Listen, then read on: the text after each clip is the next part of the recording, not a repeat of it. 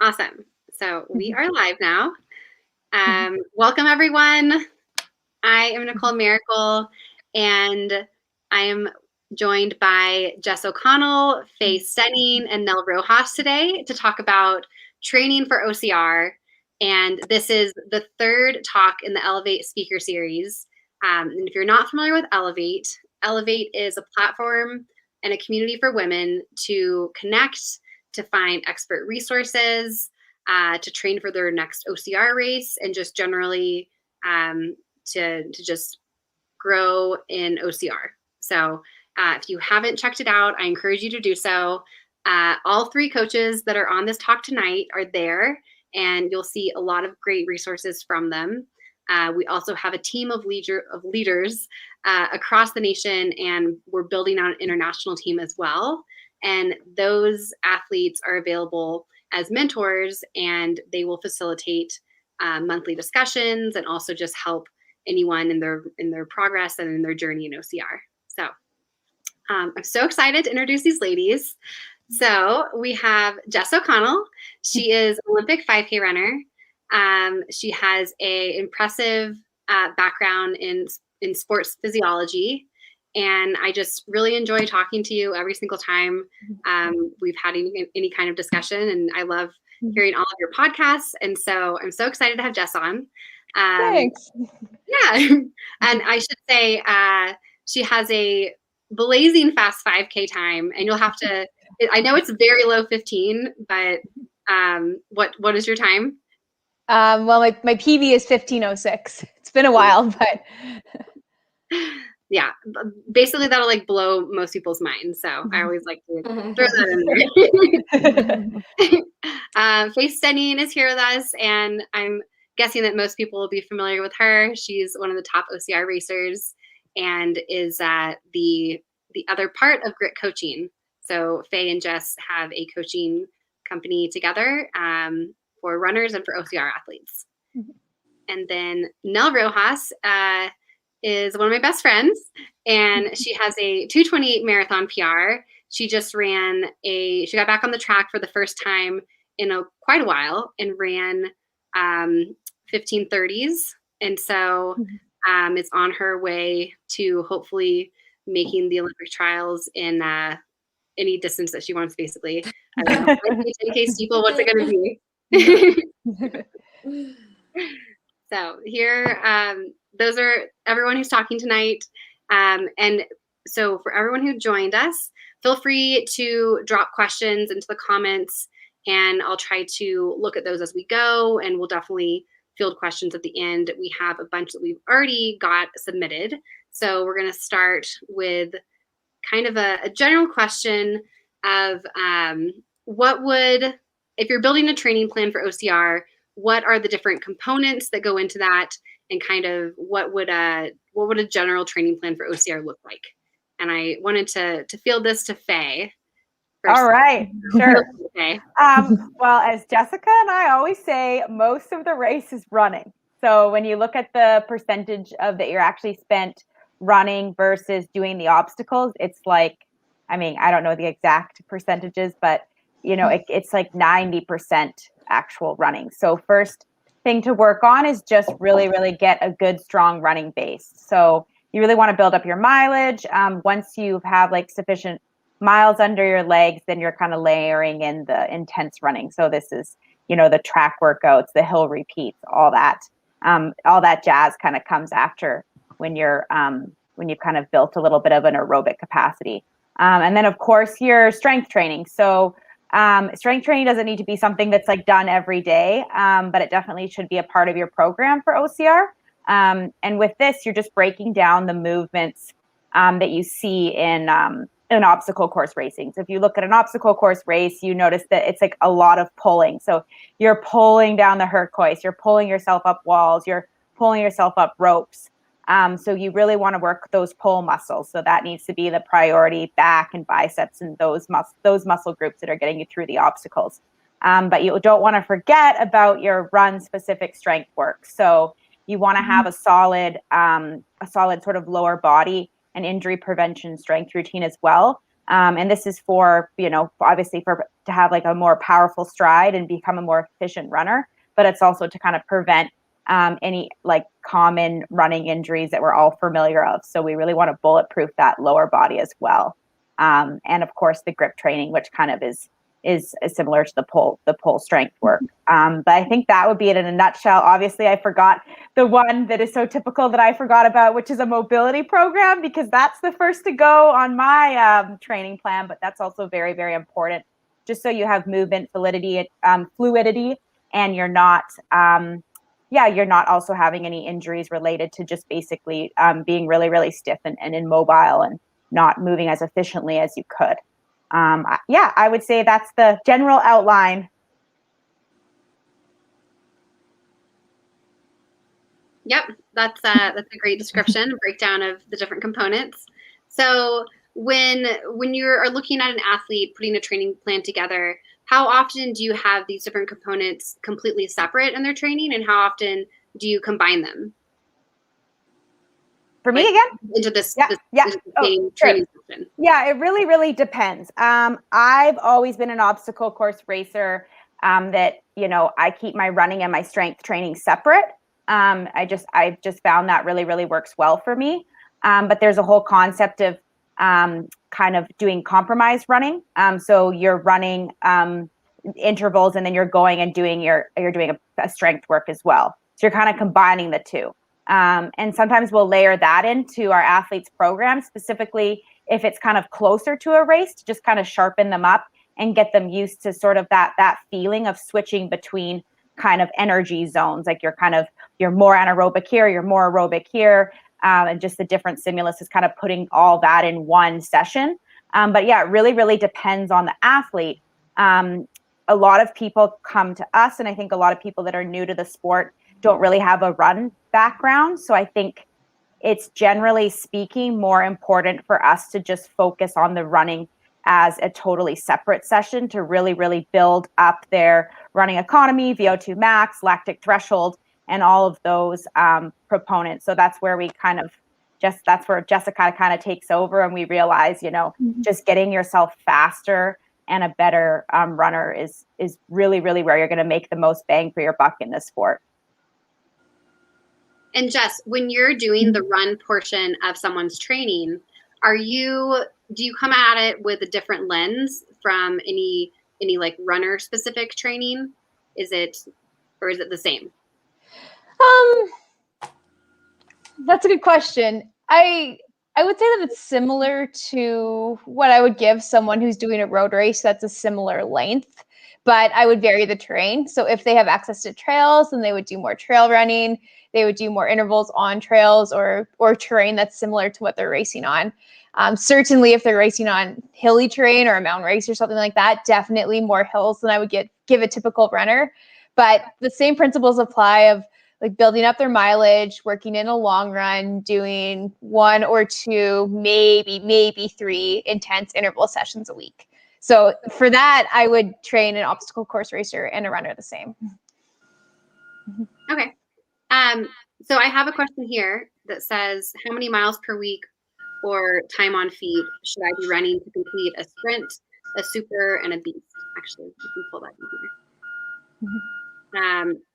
So you said that you would actually train someone in a similar fashion in terms of, so a sprint is a 5K, right? So you would train a 5K runner and somebody going for a sprint in a very similar way?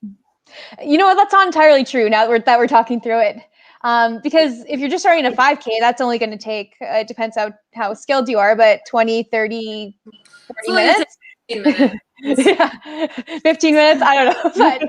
But if you're in a Spartan race, it's going to take much longer. So in that sense, I would train an obstacle course racer for the length of time of the race more so than the distance of the race. Because even when they're taking breaks and doing obstacles and whatnot, they're still working hard. They're still working at a pretty high rate. It's not like they're just sitting and resting. So the entire duration of the race has to be thought of.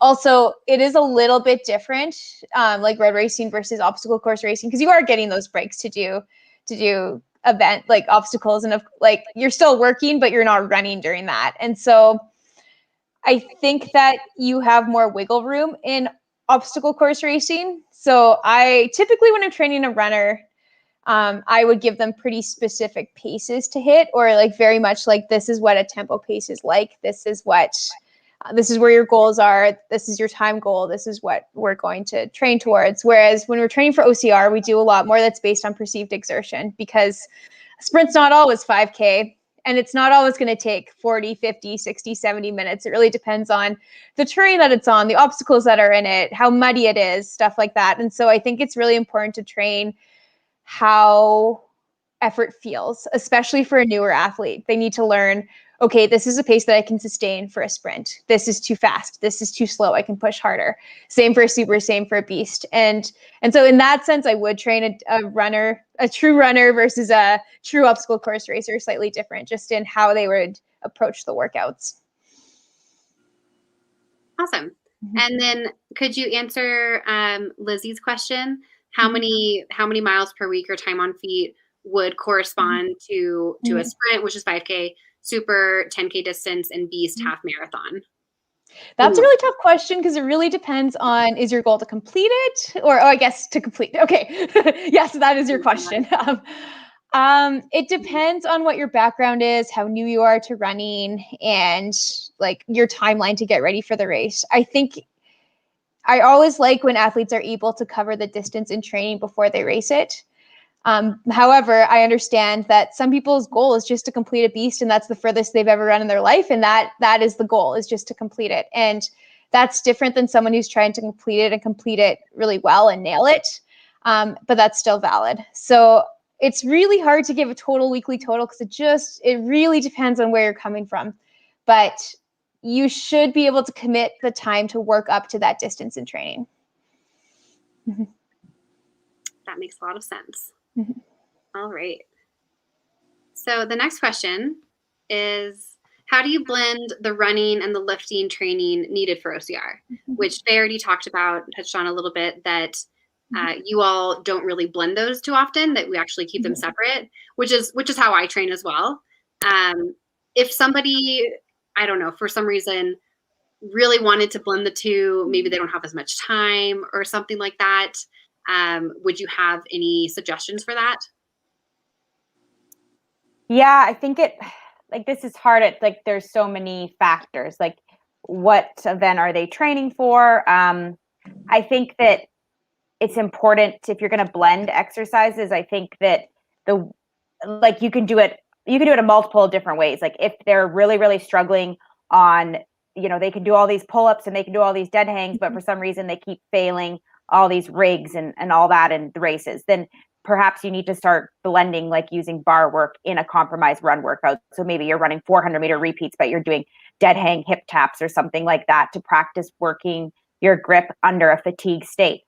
So if that's a problem with your racing, then maybe you work on that. On the other hand, if you're just having a hard time running fast with fatigued legs, like if it's just all the boxes that you're jumping over, or also all the walls you're jumping over, all the steep carries, if that's what's really blowing you up, then maybe you need to do a compromised run circuit where you're actually pre-fatiguing the legs. So you're doing like walking lunges and wall sits and stuff like that before you go out running. But yeah, I think it really, really comes down to, like in any sport, looking at the race, seeing where the gaps are, what are you messing up, and then attacking those in training. But yeah, it really, really depends. Like, and then if you're adding these like DecaFit and High Rocks type stuff in the event, like that really, really comes down to how can you, what's your lactic tolerance like? Can you clear lactic? And that's a whole other wheelhouse. So yeah, it's a bit tricky to answer, but I hope that sort of clears up a little bit. And I would also say that's like, when you blend workouts like that, that's less strength training and more race specific training. Yeah. So you're not getting the same strength benefits when you're running in and out of your strength training. That's more like, I would say, like race specific or obstacle or whatever, you're working on. It's less like building actual strength, right? Yes. So I'd say be careful blending those things, thinking like, oh, I'm getting like stronger, like my muscle fibers are getting bigger, etc. That is such a good point. And we see this all the time, Jessica and I, when we have new people come to us. And this is like my biggest sort of pet peeve. Just like Nell's saying, like, they're like, oh, I always realize like they've been doing strength training for years, but they're actually not that strong. And it's because they've been doing this strength training in a compromised setting, and not just a compromised run setting, in a HIIT class, in a high intensity interval training, at a Barry's boot camp. And they actually never really, really got strong from doing that, because exactly what Nell's talking about, it's a completely different system that you're training, and it will give you completely different results. Mm-hmm. And you really need to build that actual strength before you're going to build like strength endurance, which is basically what you're doing there, which is completely different, right? Yeah. You need to lay down a framework before you layer on sort of the sharpening piece. Exactly. Yep. Yeah, just like run training, similar to that. Yeah. That's great info. So basically, in order to get the most out of running and out of strength, you have to have them separate. I would say so. Yeah, I would say so. Yeah.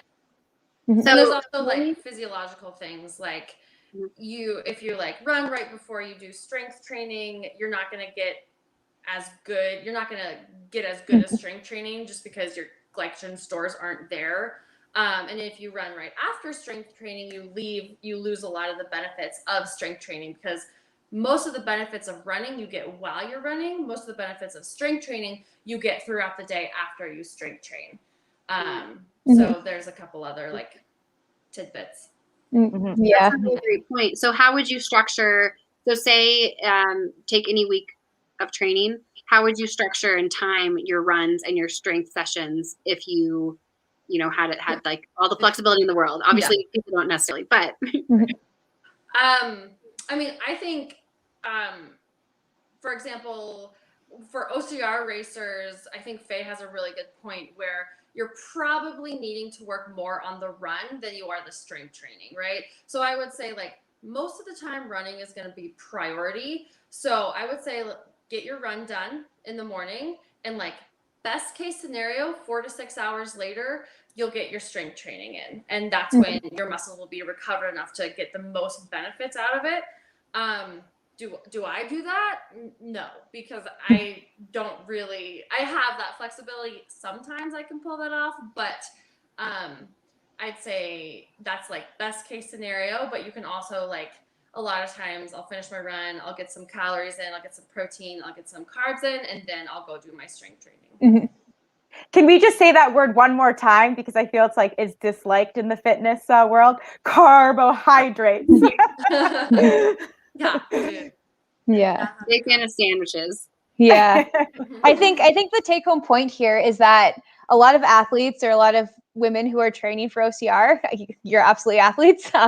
Even if you've never done one before and you may not see yourself as that yet, you are doing a lot of really good work, but it may not be structured in the most conducive way. So make sure that when you're doing something, you know why you're doing it, and make sure that it is like, where your priorities lie. If your priorities are to improve your running, don't squat right before.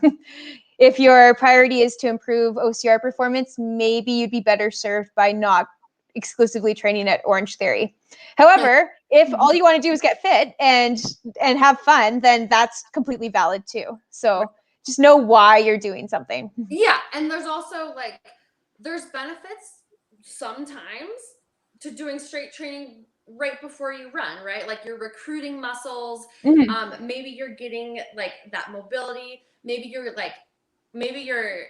priming your body to like work correctly, so you're getting the right coordination. And so maybe at that time you're like, one day a week I strength train. And I know really good runners who do this. They strength train right before they go out on one of their easy runs. But they have like Jess said, like they have a purpose for that, and they know exactly why they're doing that.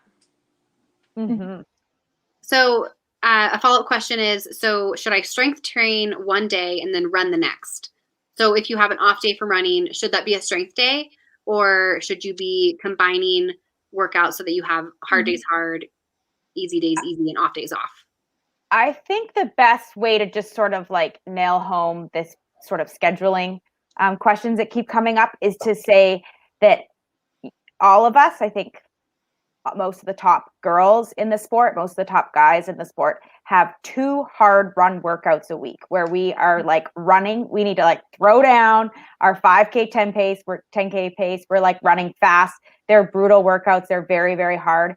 So your strength training and everything else that you do in your training can't impede those workouts. I think generally speaking, that's kind of the rule of thumb. So I will look at my program like this week, for instance, I did 400s today, Tuesday, and I'm doing like a tempo run on Friday. So I'm not going to like put myself in a situation where I have muscle soreness going into those run workouts. And that's different for everyone. I know Jessica gets really sore like the next day after her strength, whereas I actually have like the typical delayed onset, which is 48 hours later. So I just piece everything around those 2 quality run workouts. And my whole objective every week is to show up to those run workouts and run like heck.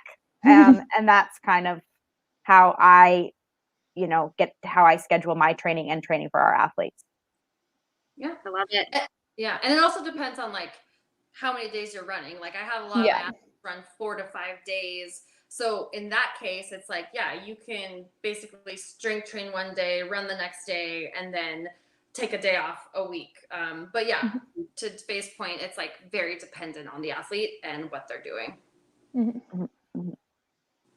All right. So Faye and Nell, you both have competed in obstacle course races, and you both came from a running background. So when you first got into the sport of OCR, I'm just laughing. Nell's face. She's like, "Oh God, never again." Yeah, just go ask whatever you got. Nell had a very short stint in OCR, but she might be. And we were all very, very, very afraid of her. I was like, oh, my life in obstacle racing is over. All the legit runners are coming to my sport. Everyone's going to realize I'm not that fast anymore. I mean, no, just kidding. You learned quickly, though. That's not what it takes. So yeah. So you both came from a run background. So you had been trained runners for years and years. What did you address specifically to take you from a run specific athlete to an OCR athlete?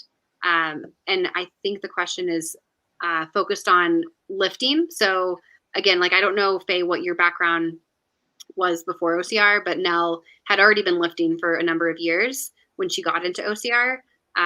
So maybe we'll start with you, Nell. So what did you do in the gym to get you ready for OCR coming from a running background? Well, I was really lucky because I had a bunch of OCR athletes like Nicole, be my mentor, like Nicole and Matt Kempson and Dylan Raglia, who all had like a lot of experience. And so basically what I did is work on my grip strength.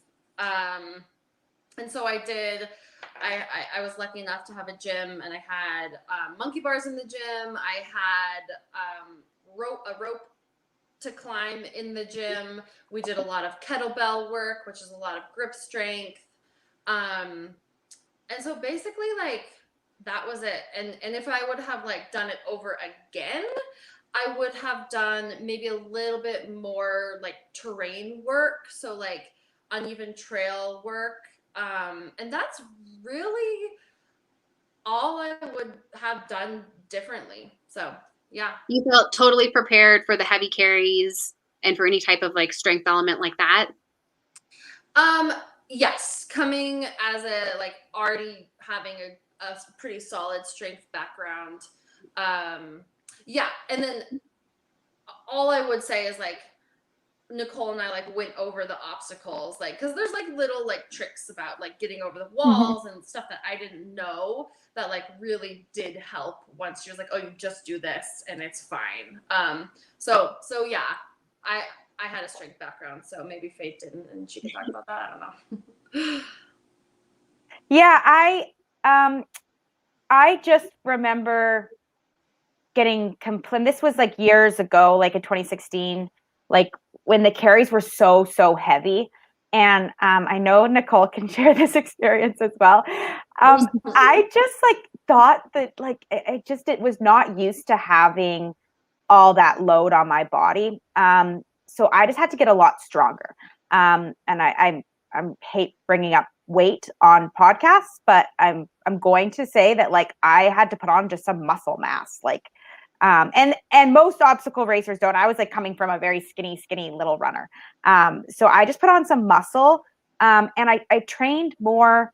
I'm not gonna lie, when I was a runner, we didn't really have like a very good strength program. So I mostly just strength trained because I wanted to look good naked. So I did like abs and like biceps and like all and triceps because I was terrified of flabby arms. So that was my strength training. And I actually got like, I was muscular from that. So I had like my tissue was strong, but I didn't really functionally strength train. So I had to add like a lot more like suitcase like carries, like kettlebell racked carries, a lot more leg work because of the hills. But similar to what Nell said, the one thing that I wish I did, well, I mean, I could easily do this. The one thing that I don't do, because I choose to live in New York City, is I do not get on any terrain. Like I just run exclusively on the road, or sometimes like this dirt path that's like 4 miles that's outside of runs or like the perimeter of the park. Like, and that'll always be my weakest. That'll always be my problem. And that's really, really, really important because it's almost like a different sport. I like to now use this analogy that trail running and like technical trail running and road running is very similar to the difference that it is being on a road bike versus a mountain bike. Completely different type of running.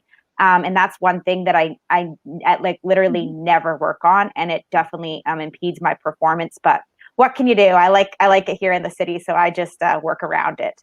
And we all have stuff to work around in our own training. So there is actually another question about how to specifically get ready for terrain in a race. So if somebody does live in a city and they don't have access to trails as much, are they just kind of out of luck? Are there things they can do? Is that something that's very important in order to get ready for a Spartan race? For instance, it's going to be at Big Bear, or that's going to be off trail or have technical rocky sections. Yeah, I have like a huge opinion on this because this has been like my whole life. This is my take on it. I think that if we're just talking elevation, like just steep, non-technical hills, like I think you can train pretty much for that even without on hills. I think that's just a combination of being really, really fit from running, being really, really aerobically fit, anaerobically fit from all the run workouts. And then I think it's just having a good amount of like weight to power ratio. So what I mean by that is like you've got like really, really strong legs and you can just propel you're someone who can do lunges with your body weight, no problem. So having a strong base and run base will get you up those hills. When it comes to technical running, I don't know, Nell, if you have any tips for that, but I have found nothing to work in the gym. Absolutely nothing. I have tried like hops, like little bunny hops, like over ladders. And I've tried like changing the patterns on like those football ladders and trying to like do different, just like out of the box, more like similar stuff that like a someone who plays ball sports would do, like train my agility. And the problem is it just hasn't transferred. And I think it's because a lot of those skills, your feet develop a pattern, but when you're thrown on technical terrain, there's no pattern and you're having to constantly like think quick. And I don't know how else to train that, but actually being on the trail. Do you have any tips for that now? Like in the gym, I'm like, I need them. Yeah, well, no, not for you, sorry. But I have, because you're at such a high level that you do need that specific trail work. But I think if you're taking someone who is training for like their first or second or like, they're in their first year, I do think like that agility work will help just to get a little bit more coordination and to get like to understand how to get light on their feet. So I think there is like, a curve there, but I think you've like reached it. So for you, no, but other people, I think, doing like ladder work, if they could find like, I don't know, like maybe even like a sand pit to do some like stuff. So they're used to getting up on their 4 feet and not putting so much like weight on each step. So like a volleyball court, like running around there. But yeah, I think like technical, I think it's like the best to definitely get on the trails. I like the sandpit idea. I think a lot of OCR racing is really skill-based more than people think. So like with these races coming up, there are stints in sand, or Abu Dhabi will be on sand. Races are always muddy. I hear about that all the time. That like if you have the ability to go do a run workout or go do some strides in a muddy field, everyone has access to that. Or go do strides. If you don't have a sand pit, go to a playground and run through the gravel. Just you don't need to do all your training there, but strides now and then, or a small portion of your run just to feel it out, because the way you put your weight into the ground, it's just a skill, and you can become so much more efficient so quickly just by learning it. I think that's a really great point to make, that technical running is a skill, and that going back to what we said about our priorities when it comes to OCR training, if getting like the most out of your run workout is your priority, then it's totally fine and probably better for it to be on the road or on like a non-technical trail. Yeah. That's such a good point. And I think that a lot of people like running on technical terrain, especially if they're not like a true runner, because it's like distracting. It slows down your pace. In some ways it can be a little bit easier because your heart rate doesn't get it high because your pace is limited. But yeah, I think that some people almost, if they run too often on technical trails, they're doing their they're missing like the raw run adaptations that you get from like actually just hammering down at a fast speed. Like you're almost limiting your VO2 max and your lactic threshold because you can't get to that top end speed. You can't run fast enough to make a change basically in your aerobic system. You just need a bit of everything. Like people are always looking for black and white rules, but you really just need to hit your body in as many different ways as you can. And everyone's also different, right? So yes. It's very dependent on who you are, right? So. All right, this question is for Jess. And I feel like I'll ask it, but it's too broad for you. Somebody wants to know anything and everything about avoiding injuries and how to deal with anything and everything. Okay, do we have an hour, 2 hours, 3 hours? All right. Both I've had injuries and dealing with them. How do you? What are your points there? So injuries always happen during a period of change. And often people will think, okay, that workout is what caused my injury. And that's very rare. If you break your leg in a workout because you were hit by a car or something, that was what caused the injury. But most of the time you have to look back at the last month or so of training to see where the change has been. And it might be increasing your mileage. That's the one that people always think of. But it might be surfaces. Have you exclusively run on pavement and now you're on trail? Or have you exclusively run on trail and now you're on pavement? Have you changed your shoes? Have you incorporated speed too quickly? All of these things are changes, and they're different load on your body, because basically an injury is an inability of your body to sustain the load that you're throwing at it. Over time, it breaks down, and that's what happens. So my best advice to avoid injuries is to make any change very, very gradually. So people always think I'm crazy, especially Faye, because she doesn't get injured very often, but I will build in speed, which seems to be the hardest on my body, very slowly. So I'll start with half a workout, and then 3/4 of a workout, and then a full workout before I'm fully adapted to running fast again. So I would really recommend stuff like that. If it suddenly snows and the pathway is really, really yucky and the footing's bad and you're not used to that, maybe do half your long run on that and half your long run on a treadmill. Like just anytime there's a big change, just be really conscious of how you're approaching it and how you're like integrating it into your overall training. When a niggle starts to sprout up, because they do, like runners get hurt all the time. You're always tight. There's always something. Address it as soon as you can. So that might just be some self-release with a lacrosse ball or a massage gun, whatever. You might see a therapist, but really, really get on it. My general rule of thumb is if it lingers for more than a few days, you really kind of have to figure out what's going on. A lot of athletes will try and run through an injury, but sometimes that works. Sometimes it really doesn't, because you're literally smashing your body against the ground thousands of times per mile. So if it's not getting better in a few days, probably needs like a divine or a higher intervention. Those would be my big ones. Also look at your footwear. A lot of athletes come to us saying, my calves are tight, my Achilles are tight. And I know footwear can be quite controversial, but often they've switched to a minimalist shoe with a low drop. So make sure, like, anything that's imposing load on your body is a source of injury. Footwear, look out. Terrain, look out. Speed, look out would be my warnings. When you become injured, it can be scary because you don't really know what to do. But the nice thing about OCR is that running's important, but it's not track. You're not bound by times. You just need to be really, really fit. And there are so many ways to do that. You can supplement with cross training. You can rest a little bit because lots of high-end OCR runners or athletes are probably like tired.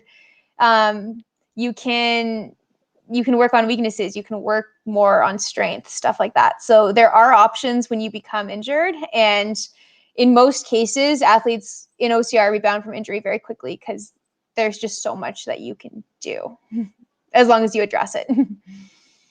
Would you touch on briefly what you would recommend as far as cross training if somebody has a niggle for a few days and they do need to take time off? Depends what they have access to. It seems to be the answer to all these questions. It depends on the athlete. Biking can be really good if you are doing a hilly race. That's something Faye's incorporated quite a bit with her training is bike intervals, because heavy bike intervals with quite a bit of resistance is not that different from running up a hill. It's still like a power activity where you're pushing into the pedals. I really like elliptical and water running because to me, they feel more like running. Biking, I don't like because it makes my legs burn. And if your legs are burning and running, you're doing something wrong. So that's a personal preference. But honestly, if you're only hurt for a few days, anything that gets your heart rate up is going to be adequate. Awesome. So someone asks, I work full time. What is the most efficient way to train if you don't have a lot of time? We kind of touched on this. Mm-hmm. That running should kind of be the focus. Yeah. Mm-hmm. Yeah, for OCR, I guess 3 things. I guess we'll say running, make sure you're getting some running in, hopefully like even one intense day where you're actually doing intervals. I would say work the grip and the pull strength, and then do your injury prevention stuff, whether that's your glute activation mini band series, mobility drills, like whatever, those 3 things. So I would say those 3 are probably the most bang for your buck. Yeah, I would agree. I think that pull-ups are super critical when it comes to OCR, and it's something that doesn't take a lot of equipment or time. Mm-hmm. You know, you can do like 3 sets of 10 pull-ups like pretty quickly. Or pull-ups, you can do that. Band, you could use a band, yeah. You can do that. Yeah, with a band, whatever. Just ignore this host who's kind of like a monkey. Like a unicorn. Yes. But that's something. It's just like it's an exercise that you can do daily, even. At least that's like kind of my my opinion is that, you know, even if you do have to do it with a band, it's something that a lot of people have them in their doorway, and it's super accessible.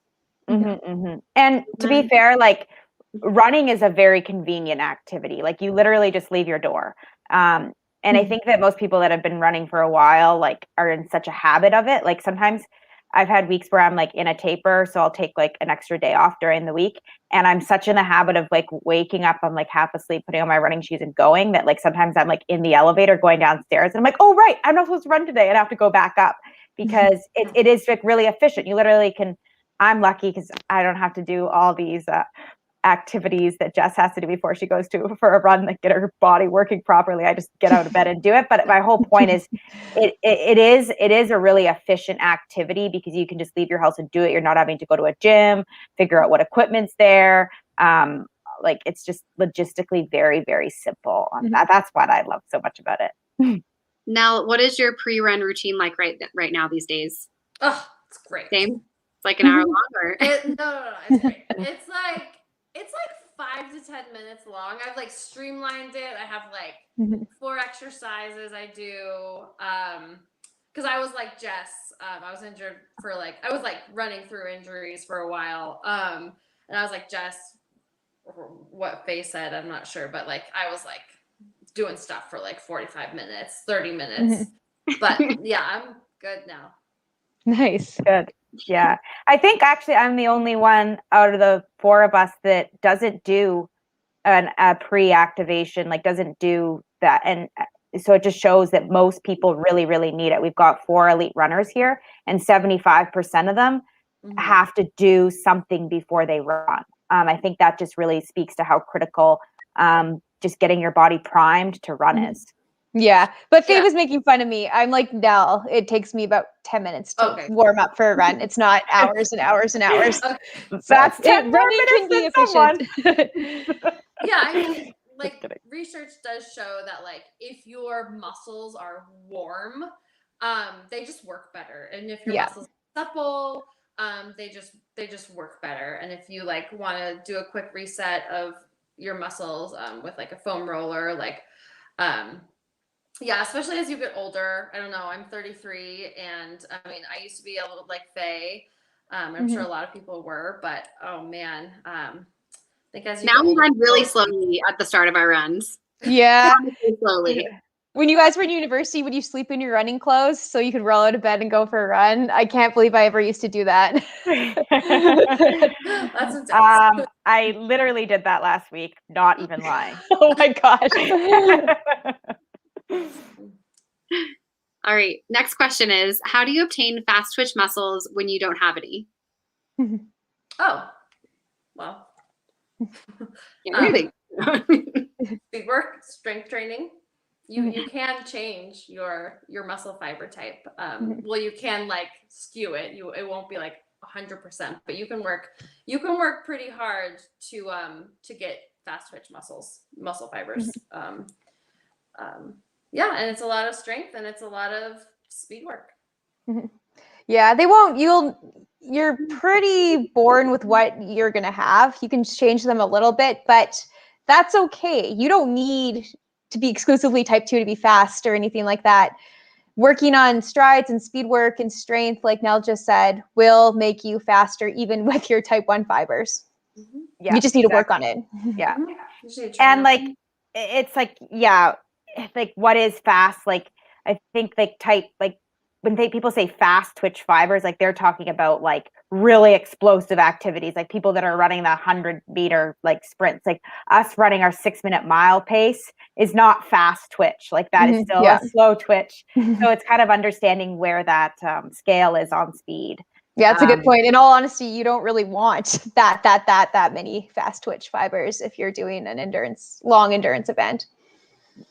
Great point. But you do want to be faster, which you can work on. Yes, exactly. Faster, but not fast twitch. Yes. There we go. Definitely. And that brings us to our next question. How can I get faster and build endurance in my running game at the same time, especially for someone who is an older runner?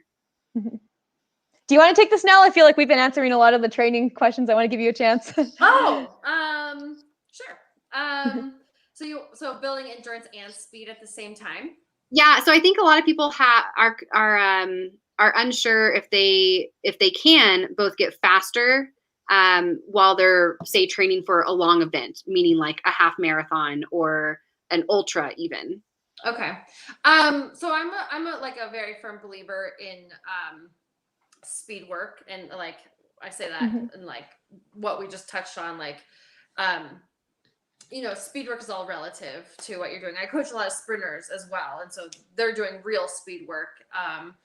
So yeah, you can get faster. It depends who you are, and if you're, like Jess said, if you're trying to complete the event, like say you're trying to complete a beast, then you're just like, a lot of times you're just trying to like up your mileage and get there. But I actually do incorporate a lot of speed work into, like, even if you're trying to work on endurance, the speed work is going to help, because if you get a differential between, like, say, like if you start doing strides, your easy runs are going to feel so much easier, and your body is going to be able to do those easy runs easier. And so that in turn is going to help with your endurance.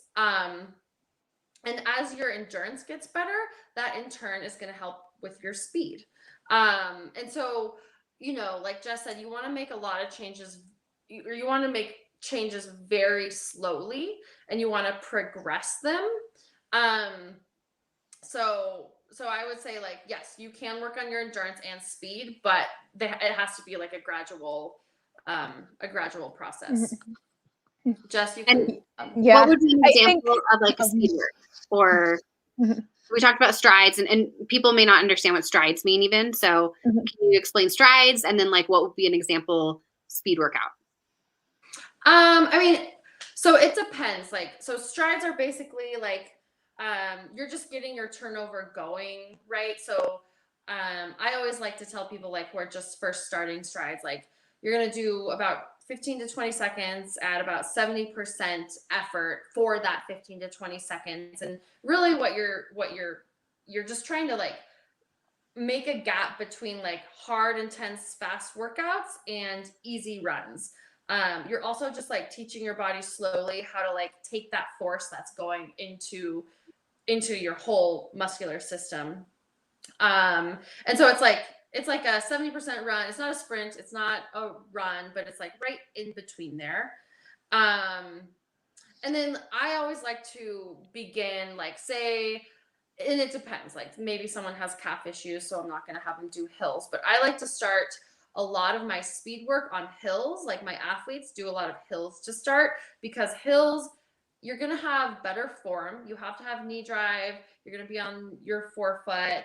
Your posture is going to be better. You're going to be using your glutes. And this is not true for everyone, but true for a lot of people. And slightly lower impact as well? It's lower impact. And you can like vary the grade that you're working on. So like, say it's like a steeper grade, it's going to be more strength. It's going to be more like form. And say you lower that grade, that's going to be more power. And you can get a little bit faster. And say you kind of start in the middle, you kind of go up, and then you kind of go down into where you're like flat, and where your body can take that force and get onto like fast, flat running. So that's like the process I kind of use. And it's worked well for me.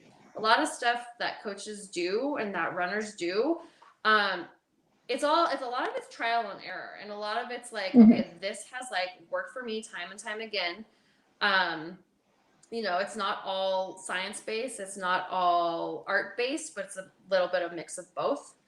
And then I'll just like, speed work can be anything to like 200s and 400s. I honestly start all my speed work. I always build in like a buffer of 1 to 2 reps that are like easy. So I always build in, say I'm doing like 12 400s, I'm going to build in my first 400 is going to be literally like marathon pace, which is different for me because it's like, some people are just like trying to run a marathon. And then I'm going to do like the next one at 10K pace. And then my body's like primed. And then I'm going to get down to more of that like mile, sub-mile, faster pace. So that's an example. Yeah. I think you would totally be on board with what I'm going to suggest, Nell. I think you just didn't think of it. Is that a lot of athletes look at speed work as what you just said, speed, but you could also look at speed work as things like tempos or longer intervals. It's not speed per se, because you're not sprinting, but if you want to improve your speed at a distance and your endurance at a distance at the same time, you just need to get fitter. So you get fitter in endurance events through the speed work that Nell just suggested, 100%, because that's going to improve your power, your running economy, but also through workouts that are going to improve your lactate threshold and your VO2 max. So basically being able to sustain faster paces for longer.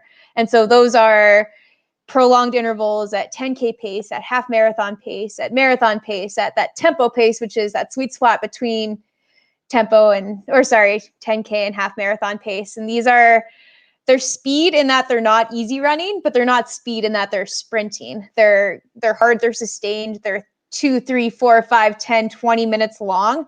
And that, I think, is the best bang of your buck in endurance training for improving your endurance and your speed at a longer event. Yeah.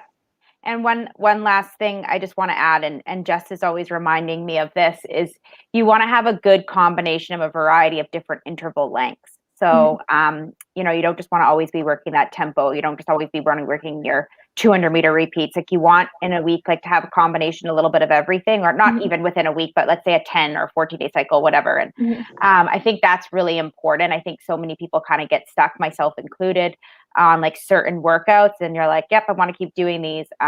Today was an example, like Jess told me a while ago, because I'm getting ready for that race, Hildervat. We'll do a shout out for them. It's a short 3-mile race. And Jess a while ago said, maybe you should do some like 400, some like really, really fast stuff. And I kind of forgot about it. And then this morning I woke up and I was feeling a little frisky. So I was like, shit, I should do those 400s. And I don't usually work like in like that short, like under 90 second very often. But it was just like, oh, okay, that was a completely different stimulus than doing 3-minute intervals or something. And I think it is really, really important to have a combination of it all. So yeah. How did those 400s feel? Was it like a shock for your body since you it was, but it felt good. But yeah, it was a shock to the system. And I think that again is why it was so important for me to do that, because I don't want to be shocked at the beach on Hildervat trying to chase you and be like, what is this intensity about? So yeah, it was great. Awesome. Yeah, I did a workout today as well, and it was a big shock for me. I had to take a few weeks off of workouts, and it was like, whoa, okay, that's what lactic acid feels like. I also did that today. God. Here's a great question. How do you get better at running after doing burpees? I'm out. I think that's pretty specific. Like if you want to get better at, obviously you have to, once your fitness is better, right? Like your fitness is better, you'll be better at that. It won't, like the burpees won't affect you as much. The running's not as hard. Yeah. Like that's pretty specific, right? Yeah. I will say like, generally as you get fitter, one of the adaptations that happen is like you recover faster. So if you're a fitter person, you might take 20 seconds after you're done those 30 burpees, and then you're back to running faster. If you're less fit, like if once you get into that pain cave, you might take minutes to dig yourself out of that hole. So just being generally fitter is going to help you get out like back to running a speed quicker. But 30 burpees is nasty. I feel like I'm a fairly fit person, and like I just like it smokes me every time. So I think that just understanding this, it's 30 burpees, and of course you're going to be a little sluggish and running slower after. I think that the idea is to shorten up that time span that you're impeded by the burpees. If that makes sense. One of the most fascinating things to me in running is expectation versus reality. And I think that was a really good point that you guys both made, is that it's really hard to run after burpees. And I think that a lot of people lose, having never done a Spartan race, people lose focus when it's suddenly harder than they expect it to be. So it could be a hack to literally go through these burpees and think, okay, the next steps that I'm going to take running are going to suck. They're going to be really hard, and that's okay. And I'm expecting that. And then you get kind of back into the rhythm of the run again, because it's not scary. You're not failing. That's exactly how it's supposed to be. 100%. So actually, it's going to be really crappy for the first 30 seconds or a minute of running. Yeah, like Nicole, how do you feel? I mean, we know you don't do burpees on anything but the spear, but how do you feel after burpees? Like, I think it's good for people to know that. So I don't think I've ever been more sore after a race than races that I have to do any burpees at all. Like if I have to do a set of burpees, I'm so much more sore the next day. Which is probably one because I don't do burpees. But it's just, they're really hard. Yeah. And I almost don't do them by principle, because I'm like, well, I would just rather practice to not fail. Yeah, I know. I'm the exact same way. It's like, it's almost like psychologically you're already setting yourself up for failures, because like, why are you practicing the penalty? But I don't know if I am like that, or I just like don't like doing them, but I haven't done them, and I don't think it's impeding my Spartan racing. Except Lindsay Webster did beat me by 0.000 of a second because she did her burpees faster in 2016 on World Championship. So that, yes, you can't say that. that wasn't even enough for me to practice burpees. Wow. Yeah. I do think that Spartan race is going away from the burpee penalty in general, and you'll see that at the U.S. National Series races. Every spear throw and highly failed obstacle will be a running loop, which we've already seen in the last couple of years. Awesome. Yeah. So hopefully we don't have to worry about that. Yeah. All right. Do you have any tips for downhill running? Who wants to go with this one? Anyone? Don't do it like me. I just say, I think that again, there's a difference between technical downhill running and just non-technical downhill running. Like we discussed, technical downhill running is a skill. Ideally, you're practicing that on some technical terrain. Downhill running, I think that, if you don't have access to downhill, I think that just doing speed work and getting used to a higher turnover is really, really going to help your downhill running, because a lot of times people's downhill is limited because they're just not used to turning their legs over that fast. If you can do, just like Nell suggested, some strides, get your body primed to turn over your legs, I think that's definitely going to help your downhill running. What about, is there anything in the gym that can help with downhill running? Yeah, eccentrically, like downhill running is eccentric contraction. So doing eccentric exercises in the gym. So all strength exercises usually have a concentric and eccentric phase, but you really want to slow down the eccentric phase. So an example of that would be if we use a squat, for example, the eccentric phase is the lowering phase. So when you're lowering down into that squat, to make it more of an eccentric exercise, you would just slow down the tempo. So you might go down for a count of 5 and I don't even like squats that much because I think everyone should be doing things on single legs. So I'm going to change my example to a split squat. And so you're going down at a count of 5 and then quick up. That would be a good way to not so much train your downhill running, but train your body to withstand the downhill running better. So you're not getting so beat up and your quads aren't getting so blown up by that type of contraction. Yep. Now, is that something that you worked on when getting into OCR? Downhill running? Yeah, or doing anything different in the gym for that? I go through, yes. Yeah. I go through phases. I work on concentric, so the shortening of the muscle. I work on isometric and I work on eccentric, and I'm continuously going through 3 weeks of each at a time, because as athletes, we're doing all of those. And so you have to be strong at every aspect of that. So I was working on that when I got into, but that was mainly because Dylan was strength training me and he knew that I wasn't responsible for that. But also I did work on downhill running a lot because I was working on uphill running as well. So what goes up must come down. yeah, so I had to, yeah. Cool. Yeah, there are definitely hacks to it.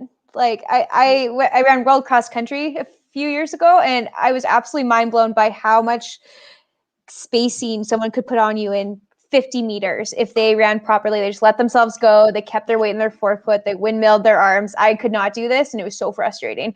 I was way too timid, and it was just free energy for these people, free speed. Yeah. And I think for sure, Nicole's really, we always we'll run together, and she'll just go. I'll be with her on the up, and then when we go down, I can't see her in 30 seconds. Darn it. And then she was she's okay, and you just don't put all your weight on, because you just boom, boom, boom, boom, boom. You have to be really light on your feet. So yeah, I think it's important to practice that. It's a skill. Okay, so what are some good training resources to get started in OCR? And I would add also, why is it important to have a coach? I feel like I talk too much. One of you girls go. I I would say that all of you three are really great training resources, first of all. Yeah, I mean, this Nicole's new thing, Elevate, is a great training resource. I mean, really, she has coaches, she has strength trainers, she has nutritionists, psychologists, PTs that I think are really good resources. And like Instagram.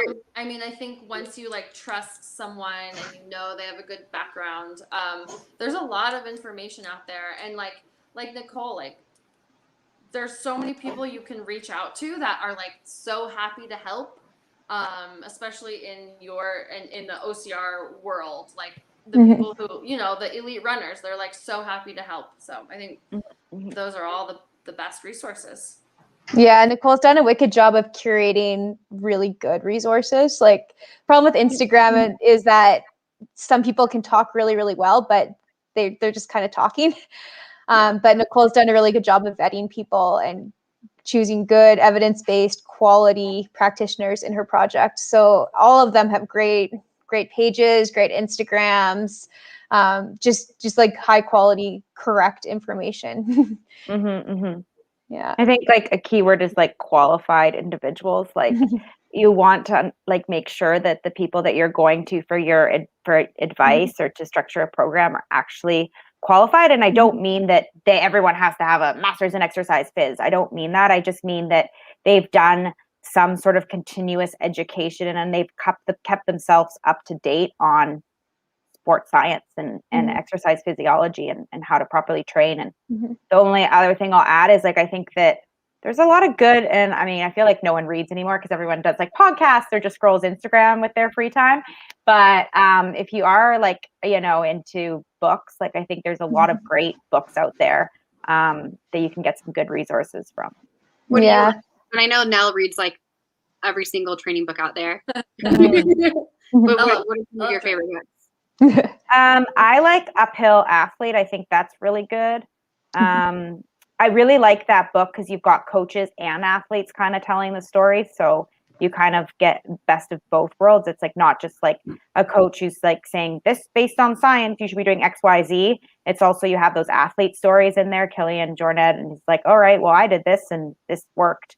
So I really like that one. There's like other ones. Jess, who's that? Jack Daniels? Daniels, very famous physiologist. Yeah. He has really some books, doesn't he? Yeah, really. It's like kind of the Bible of how to train running. Jack Daniels. Yeah. And to your point about why people would be served by a coach, I think like kind of a reoccurring theme that came up today is that everyone is really different. And a lot of people are doing a lot of really great work, but it can be hard to structure a week so that everything flows right. And I work with a coach. I'm not sure if you guys work with the coaches, but I think you do. And it's, even though we have a lot of knowledge in the area, it's just so nice to hand the reins over to someone who's objective and outside of us, of our own heads. Like, it's just nice to have an objective third party kind of piecing this all together, because it is a lot of work. And I know that I can't look at my own training through a truly objective lens, even though I'm educated in the area. So I'm happy to have someone else do it. Yeah. Yeah, I think it's a great point to make. Even like the coaches have coaches. It's great to have a different set of eyes on you, for sure. I think a lot of us, if we didn't have coaches, we just like go ham and be injured all the time. It's hard enough as it is. Believe me, like the things I tell my athletes are like things that like I'm like, oh, I should probably do that, but I'm not going to. I know. Yeah, it's been nice. Well, I won't get into that story. It's kind of a long it's too long of a story. All right. Well, we're over an hour right now. Actually, I do want to pull in this one question and see what you all think of it. What are some strategies to maximize the training benefits of a C race or a practice race?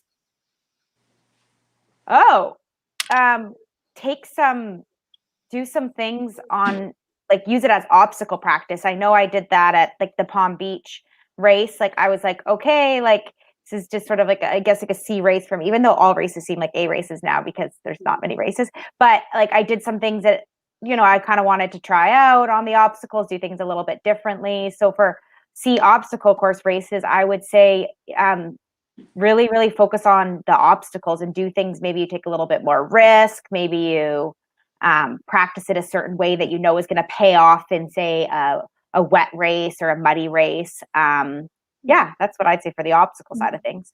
Absolutely. Yeah. It can be really nice to just break up training too. I mean, I sometimes run into 5Ks or 10Ks just in place of a tempo run, just to be around other people and remind myself that the running community exists and I'm not just training in solidarity, and it's refreshing.